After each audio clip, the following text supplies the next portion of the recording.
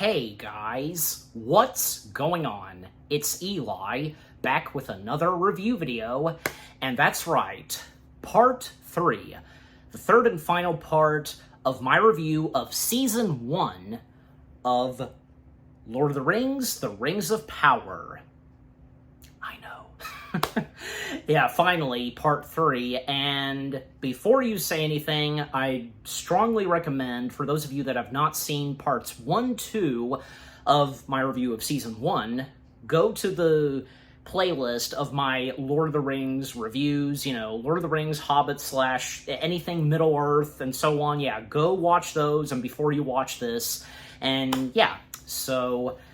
Yep, so finally doing part 3, and well, because Season 2 is close, and of course, have to finish the Rings of Power Season 1 before Season 2. You get my point. Yeah.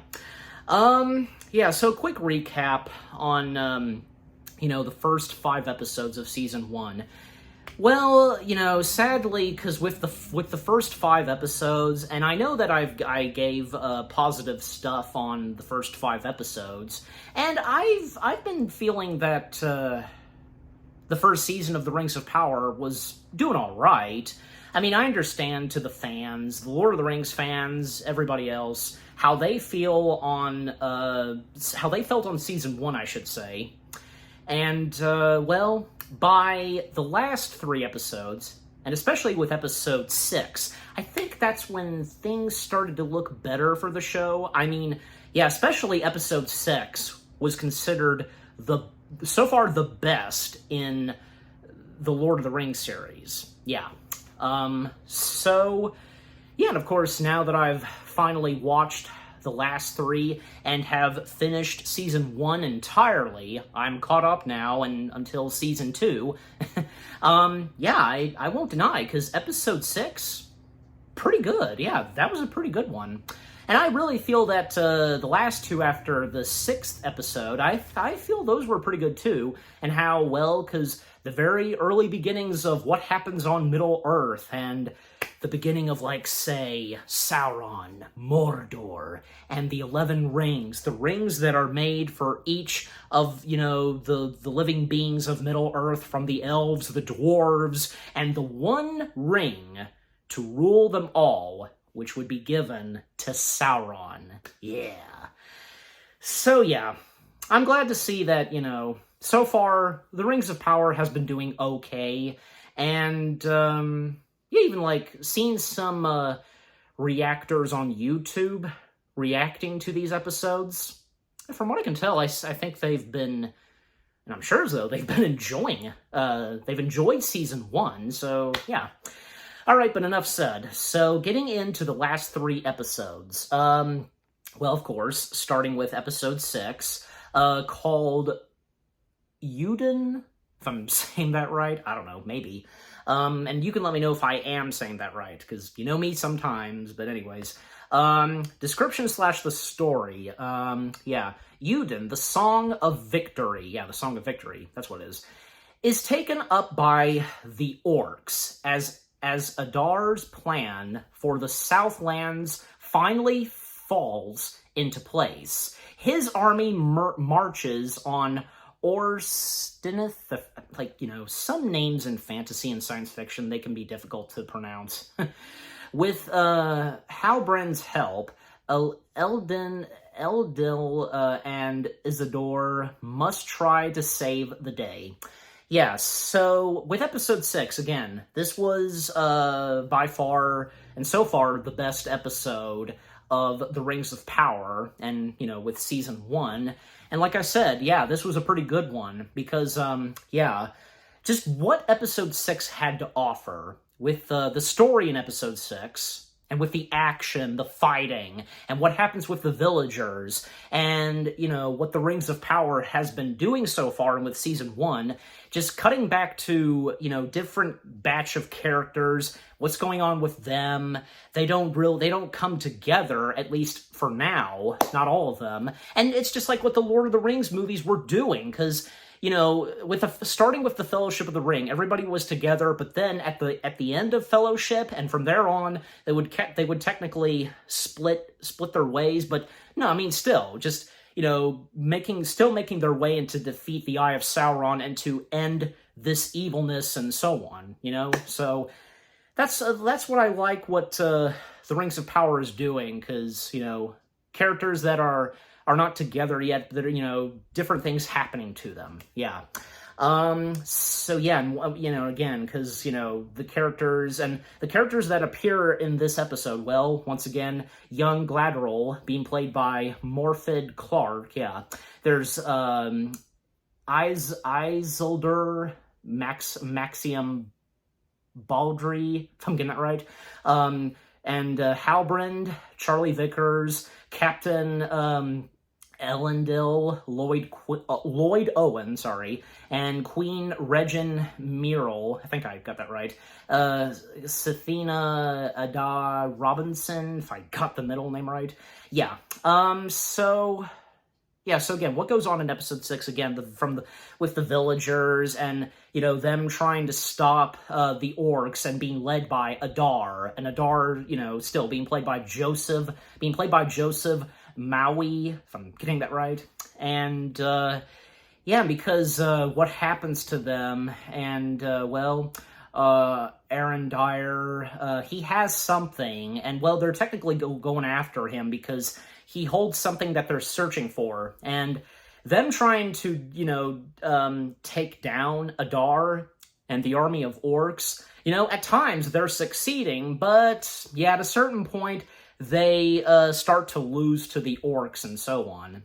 And also, the further relationship between Arendire and Bronwyn, because, he, by this point, he wants to be together with her and, I guess, to be a good father to her son, Theo. Yeah, and Theo, once again, being played by Tyro, I'm not going to bother pronouncing his last name. You know who it is, but yeah. And also, on the ship, because of the main voyage, and with Gladrol, who's commander of this army, yeah, in moments between, say, her and the other crew, from the Queen, and Halbrand, and Isidore, yeah, and, just again, there was some great action that was going on, and it's unfortunate because some of the villagers, they don't make it, and even at one point, because it almost seemed like Bronwyn was close to dying, because she got badly wounded, and there were these special, magical seeds that were shown earlier, and thankfully, those magical, powerful seeds are used to, patch and heal up the wounds of Bronwyn, and it seemed like she might have died, but no, because she did wake up, and, I think, she was unconscious for a moment and so on, but yeah.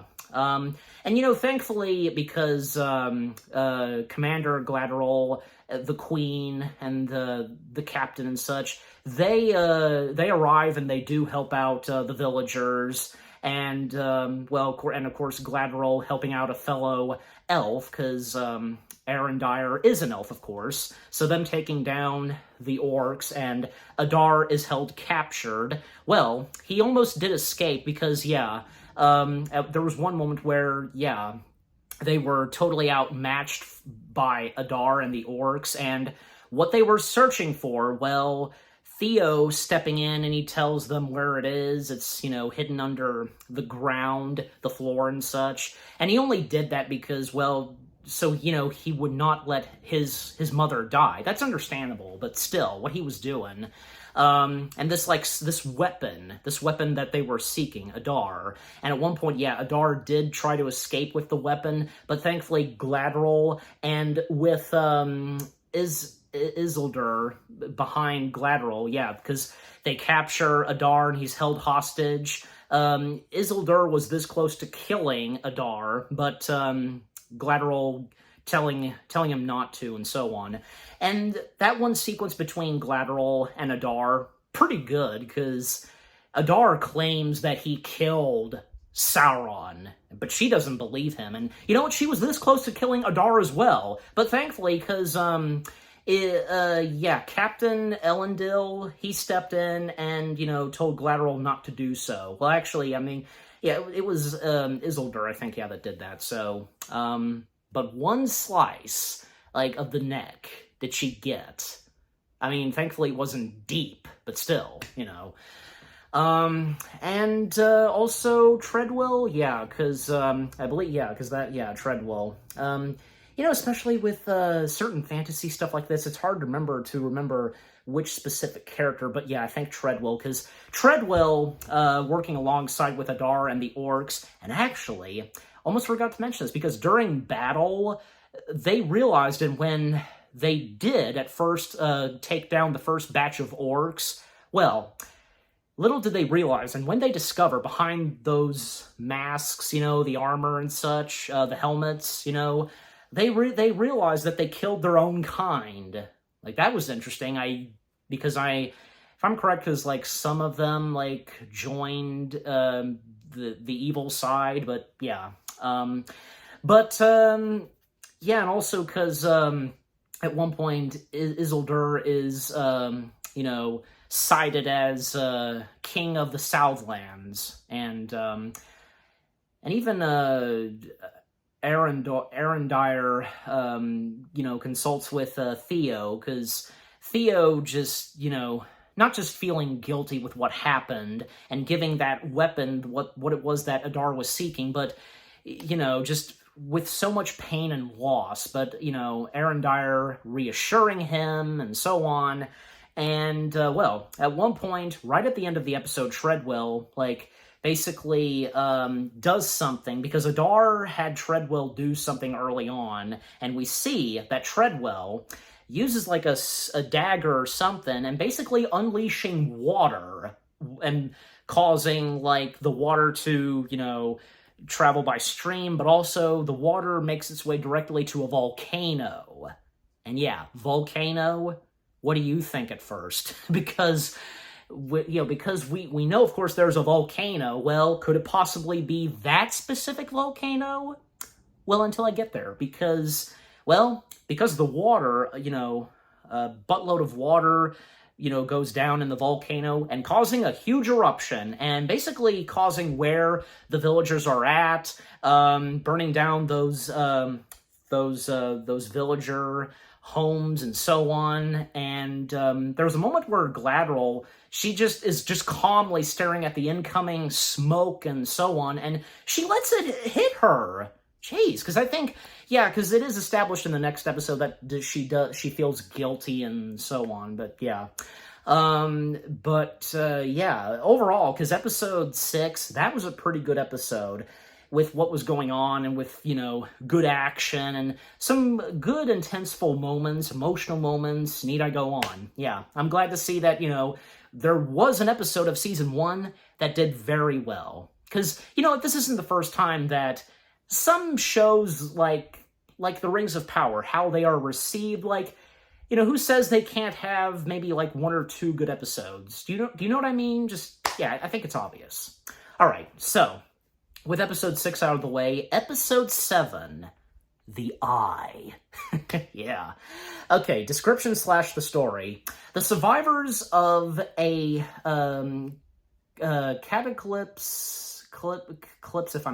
Calypsum, I don't even know if I'm saying it right. I'm sure you know what word it is that I'm trying to say. Try to find shelter. The Harefoots face evil. Durin finds himself torn between friendship and duty.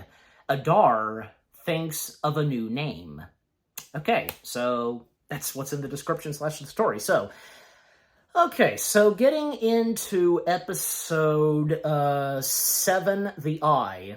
I think this was another pretty good one, too. Literally taking place right after the events of what the heck just happened right at the end of episode 6. Well, most of them did survive, a good chunk of them. And thankfully, obviously, Gladriel survived. There's no way, of course, that they can kill her off, because we know Gladriel having a big part and such in the Lord of the Rings films, and not to mention the Hobbit films. So this is young Gladriel. Throughout the episode, because Gladriel, sticks with Theo, because they're the only two that are still there. But thankfully, and we see, later on in the episode that everybody else, especially, from, say, Arundel and Bronwyn, they survived. No, I'm sorry, it was not Treadwell. Treadwell was not the one, because he was the one that was a big part of the villagers, and he sadly got killed. Someone else. I'll have to go back and look. I did put a text, because, while working on editing this review, there was a text to correct myself. So, thank you, post me. Anyways, so in this episode, because again, Gladriel and Theo, they're trying to catch up and get to the remaining surviving villagers, and along with Theo's mother, and, of course, Arendire.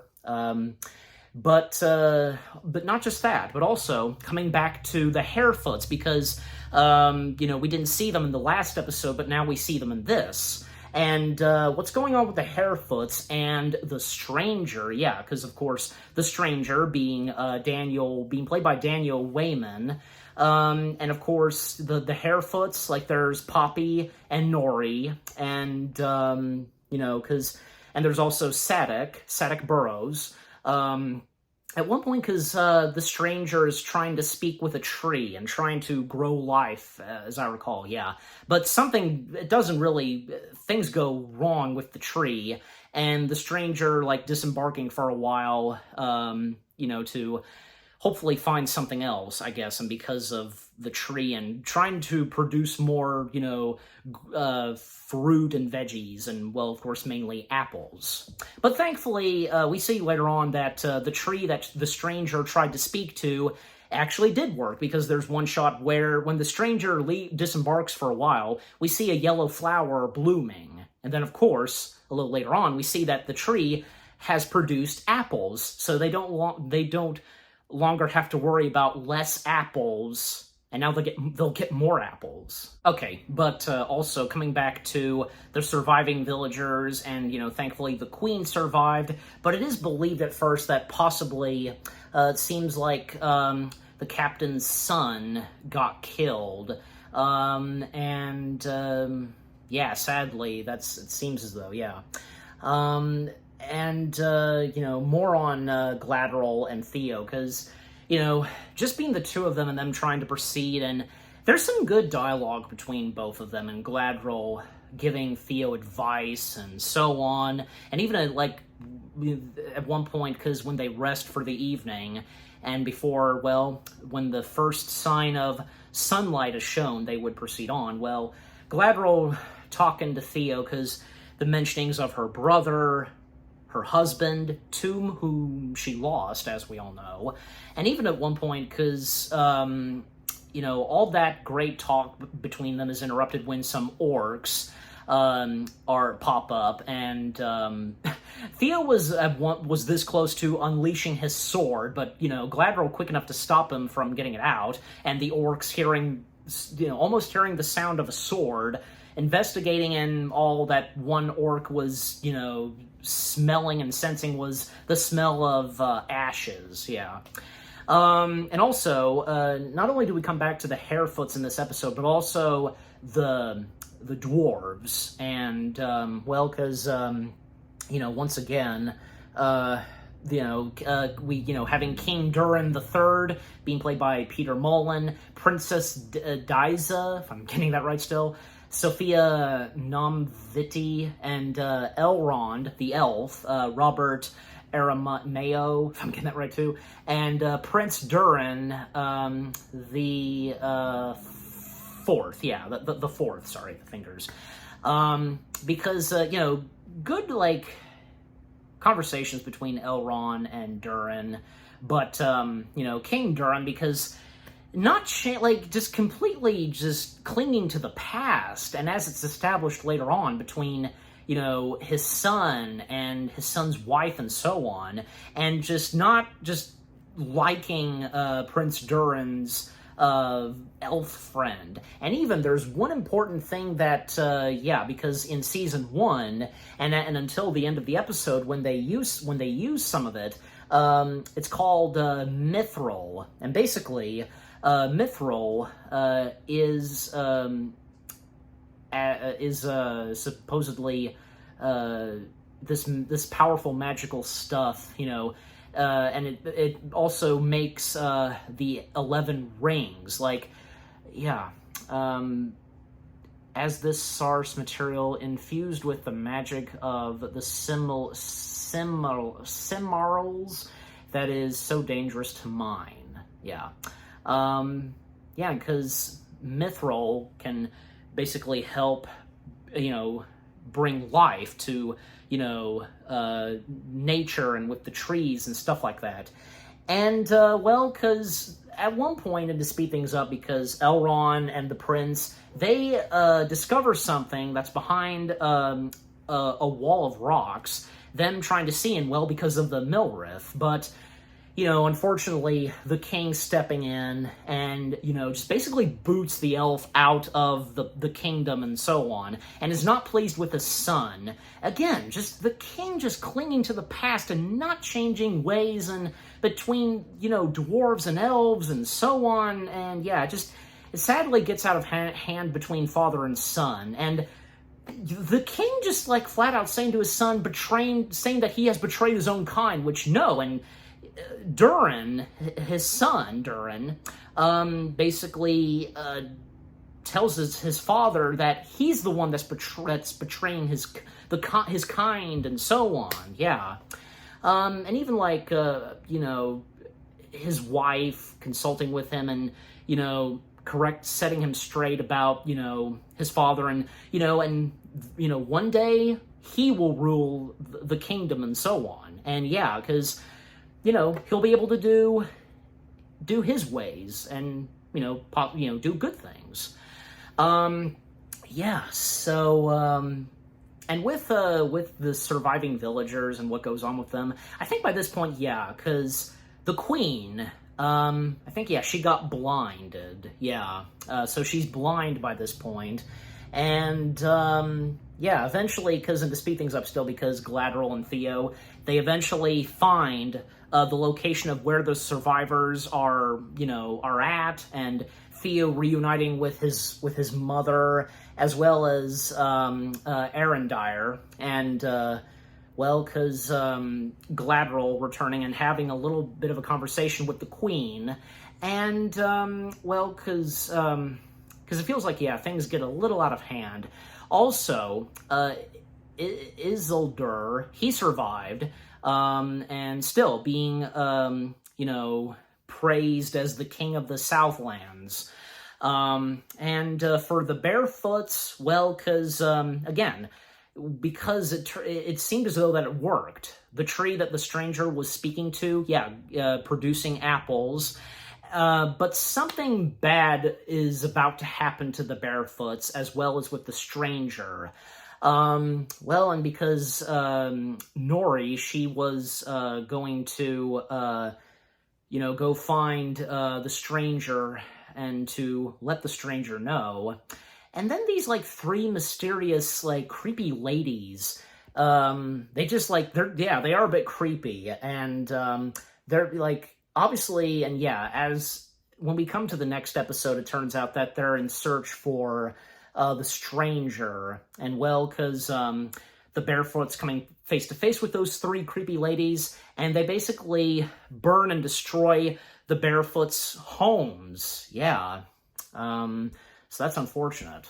So yeah, and to come to the end, because Galadriel along with Isildur, they basically make their destination to, Galadriel's home, where the elves are, their place. And, the queen and the rest of the crew, along with the captain, them proceeding on their journey. And, yeah, so, yeah, I think episode 7, and to close off episode 7, I think it was pretty good. Not bad. And again, like I said, it really seems like, things are starting to look close, pretty good for, for the Rings of Power. And, and, not to mention, because I've seen the ratings of the episodes of season 1 on its IMDb page. some pretty good ratings, but anyways. All right, so again, episode 7, The Eye. that was a pretty good episode. The second to last episode of season 1. Okay, so with that out of the way, so now we come to, the 8th and final episode of season 1 of The Rings of Power, and that being Alloyd. I think, I'm saying that right. Okay, so description of Alloyd, description / the story. Gabriel and an injured Halbrand, it was Halbrand, arrive in Aragon, where the elves live. I'm having trouble pronouncing that. Halbrand gives Celebrimbor the idea of forging with the mithril with other metals to enhance its strength. Gladriel becomes suspicious and checks into the royal lineages, I guess, of the Salvlins. Yeah, so with episode 8, this is where I think, things get really interesting and, with intenseful and so on, because the episode starting off with the 3 creepy ladies that we saw in the first episode, in the last episode, episode 7, well, they find the stranger, and they think, and it does make you wonder at first, but later on in the episode, it's discovered that, it's not who he is.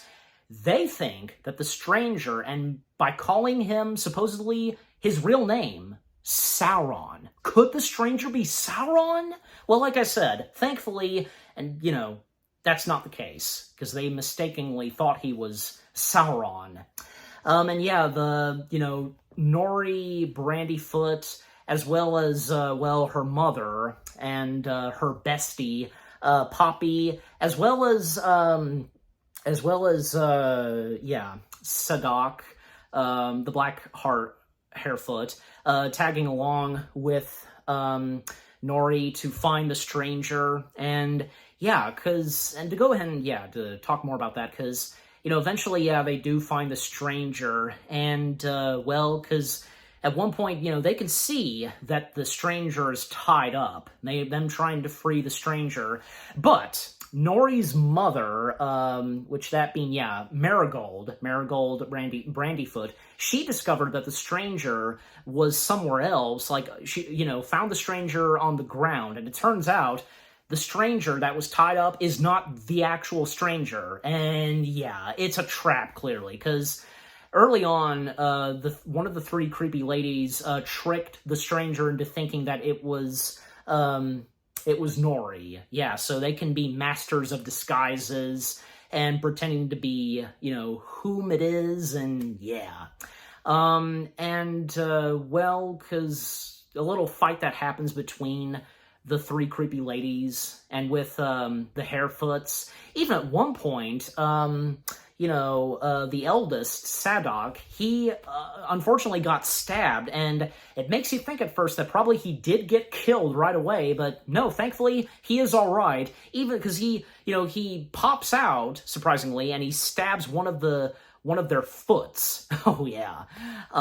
So good on him. And the stranger, because the stranger thinking that maybe he is the evil one, Sauron, but Nori telling the stranger that, you are who you are, and, you can do what you want to do and such, and she knows that the stranger is not a bad person. Yeah, that's obvious. And, it seemed like that the Harefoots, they were about to meet their doom, because those 3 creepy ladies, I know they have names, but I'm just calling them by what they are, because they technically are. They are 3 creepy ladies. They are almost about to kill the Harefoots, but thankfully, the stranger, being very powerful, defeats them, and basically, they are these, ghosts, because, we've, the ghosts that are in the Lord of the Rings franchise, what they are, creepy and such. So thankfully, the stranger defeats them once and for all, and that's the end of them.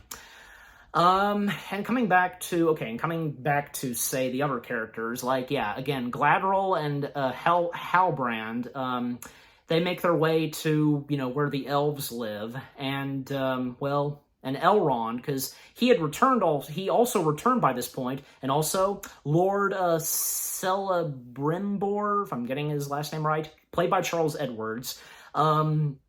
Because with that Milrith stuff, and just what they're going to do with this stuff and trying to make some and so on. And also there's a moment between Halbrand and Lord Celebrimbor. Still, difficult trying to pronounce some of these fantasy characters' names. You know what I mean? Just, again, bear with me. And Halbrand has heard of the Lord, and now getting to meet him in person. And, he's fascinated with these, three, diamonds, tiny diamonds, and so on. And, still to speed things up because, and also because, the Queen and the Captain, once again, being in this episode, and there's really not that much of them because, so they're still making their voyage, and eventually, they come to their destination on where they're going to. And still, the Queen being blind, and, and because her stepping out of the ship and, because she's blindfolded and getting to feel the atmosphere and where they're coming to. Nice. And coming back to the Harefoots, because by this point, and to go ahead and mention this, because this happening at the end of the episode where, the Stranger, and by this point the Stranger now is able to properly talk and such. And, Nori was considering on tagging along with the Stranger, because the Stranger was going to disembark and so on. And, Nori, she does get to go with the Stranger, and her family allows her to do so, to go out and explore and, to see Middle-earth and to be with the Stranger. And it's very touching, because Nori is saying goodbye to her family, and especially her bestest friend in the world, Poppy. It's a shame. Why couldn't Poppy tag along?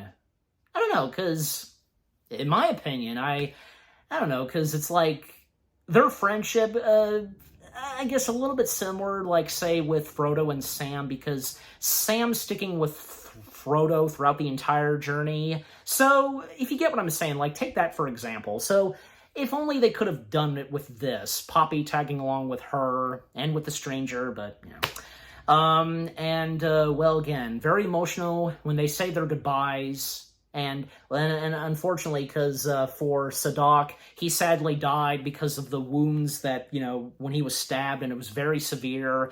And the last thing he wanted to do before dying, is to be with them and to see the sunrise. And that's what happens, So again, Nori tagging along with the Stranger. And one line that the Stranger says, actually, he gets the last line, and as they disembark, and the last we see of them so far, follow your nose. That's something that Gandalf has said. And still, the question being, and because I've even felt the same way too, if possibly, if the Stranger could be Gandalf, but who knows as of right now. So, anyways, probably not. You never know. But thankfully, the Stranger is not Sauron. So again, the Stranger and Nori, they embark on their journey. And coming back to the elves, because they are considering, and with the Milrith, how's it pronounced again? Mithril, thank you. Mithril, had to pull it up again. Mithril, using the Mithril, and they're basically at one point considering making a ring, just one ring. But then at one point, because Gladriel, she was basically planning to make an army once again, because I know that was established very early on in the episode, and that's what got her banished. Her considering making an army and such, and at one point, and to still speed things up, she does discover from a scroll that she was given to the truth about Halbrand. Halbrand is not who she thinks, it's not who she thinks he is, he is, and because what happens next is, Gladriel confronting Halbrand, she wants the truth from him, and it turns out that Halbrand is evil, and maybe possibly he could be Sauron. It seems like it. And even when Halbrand messes with Gladriel's mind, having her see visions of her brother, and even like when at one point, her and Halbrand are out at sea, and just Halbrand trying to manipulate and seduce Gladriel, like, they can be king and queen, but not for evil. But Gladriel is too smart for that, of course, knowing her. And, even like, say, it seemed like she was gonna drown because she was unable to defeat Halbrand, and I think, she was thrown in the river, but thankfully Elrond did save her after being under, an illusion by Halbrand. And, what happens next is, she considered at one point to stop what they were doing with the Milrith, and, but by this point, they then decide to make three rings, and keeping the balance. Yeah, that's what Lord Celebrimbor said at one point. And by the way, speaking more on the Milrith, because in the last episode, like, Elrond and the prince trying to show the king on what they found, but the king was not having it, and he did take a peek at one point, and he told his guards to close it off, and we do see, and because there was a leaf that was dropped down there, and what's down there? What exactly is down there? And we see what's down there, and probably the king knows this, and has been trying, possibly been trying to keep this one creature held, prisoned and chained and so on, the Balrog, the fiery creature that we saw in the Fellowship of the Ring. Yeah, we see the Balrog in this, and that's awesome. Yeah, really cool to see that fiery, flaming, scary, horned creature in the Rings of Power. So, and I have no doubt, it's the exact same one, and whom we do see in Fellowship when Gandalf, faced off against that creature. Fly, you fools, and that opening to the two towers. Awesome. Yeah. Anyways, so by this point, and actually at one point, because there was a little bit of a problem when they were trying to use the Milrith, and there was an explosion that happened. I had to mention it because, there was an explosion. And to speed things up and come to the end, because, the three rings are being made. In fact, a dagger that Gladriel had, and she was trying to use it to kill Halbrand, because, she obviously failed on trying to killing him, and, Halbrand, he mysteriously disappeared. Elrond did find out at one point, because he saw that scroll that was in the water, and he was reading it, obviously, and he technically knows, and he didn't get the chance because, the three rings by this point have been made, and there's no dialogue by this point.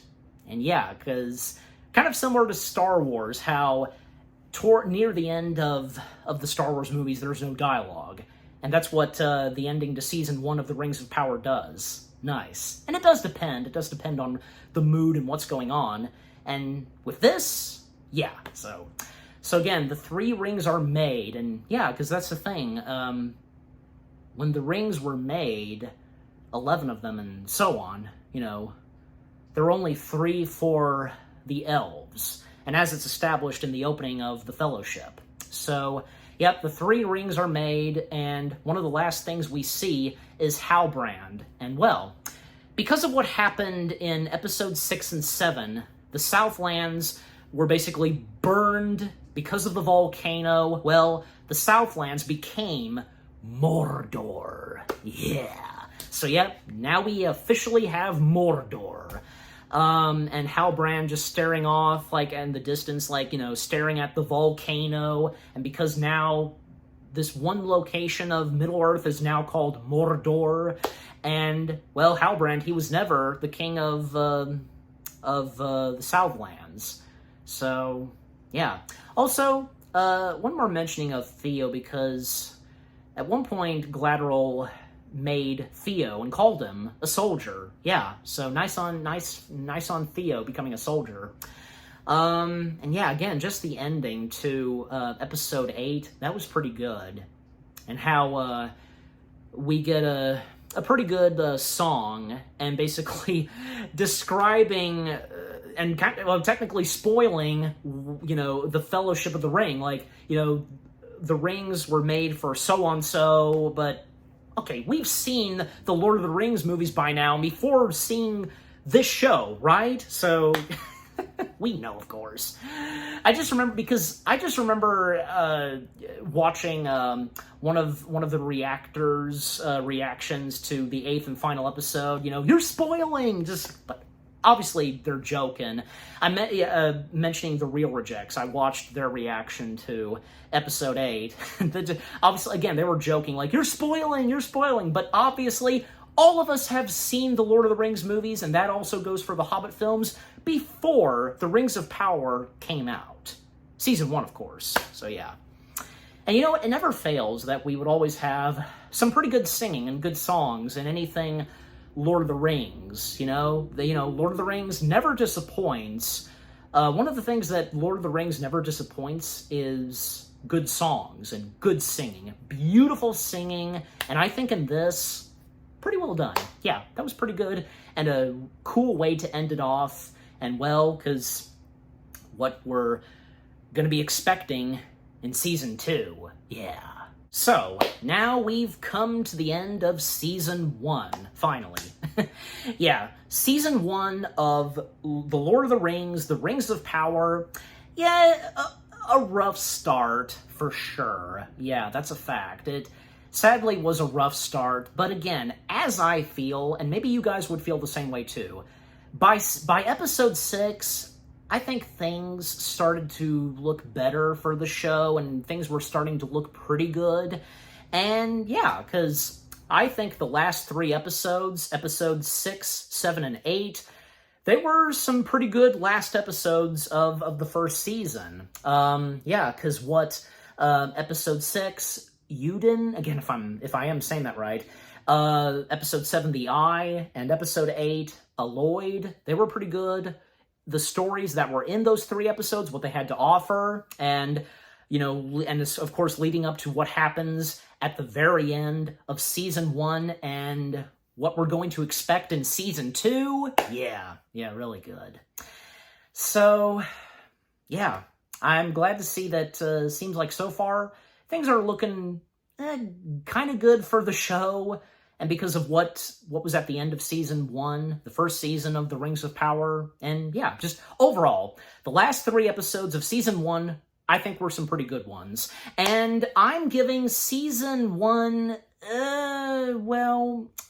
it's on my mind. Yeah, I'm giving Season 1 of The Rings of Power 6 out of 10 stars. Yes, 6 out of 10 stars for Season 1 of The Rings of Power. And what about you guys? What did you think of the first season?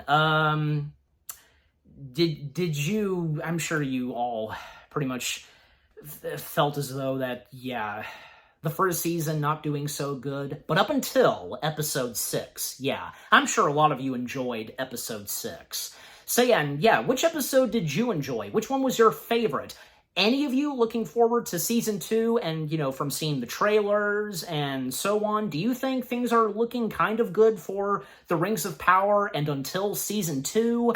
And with what I've had to say, my review, and yeah, what did you think of my review, parts 1, 2, and 3 of Season 1 of The Rings of Power? Leave comments and give this review video a like, as always. And with all that being said, thank you very much for watching.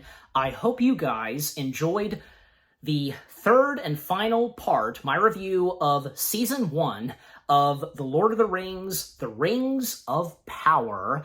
More review videos are on the way. They're going to be awesome. Keep looking forward, and I'll see you guys in the next video / review. Take care, and until Season 2, peace out.